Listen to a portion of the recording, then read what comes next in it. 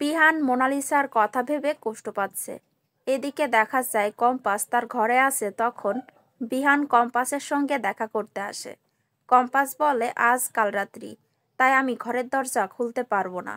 বিহান বারবার করে ঘরের দরজাটা ধাক্কাচ্ছে। তখন বিহানের বৌদি, বোন, দাদা সবাই এসে বিহানকে সেখান থেকে নিয়ে যায়। এরপরে মোনালিসা বিহানকে ফোন দেয়। বিহান মোনালিসাকে বলে, তুমি আমাকে ঠকিয়েছ, কিন্তু আমি তোমার মুখটা ভুলতে পারছি না। তুমি কোনো চিন্তা করো না, আমার জীবনে কেউ আসতে পারবে না। আমি ওই মেয়েকে কিছুতেই আমার জীবনে আসতে দেব না।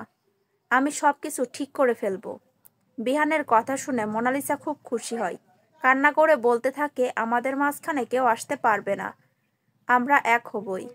এদিকে দেখা যায় কম্পাস বললে, আমি এখানে যে কাজটা করতে এসেছি সেই কাজটা আগে করি। এই বলে সে চুপি চুপি ঘর থেকে বের হয়ে যায়। ঘর থেকে বের হয়ে এসে বেলকনিতে সে কিছু একটা দেখতে পায়, যেটা দেখে সে অনেকটা অবাক হয়ে যায়। এরপরে দেখা যায় আগামী পর্বে বিহান শুয়ে আছে আর বিহানের বিছনায় আগুন জ্বলছে। তখন কম্পাস বিহানকে খাট থেকে নামিয়ে নেয়।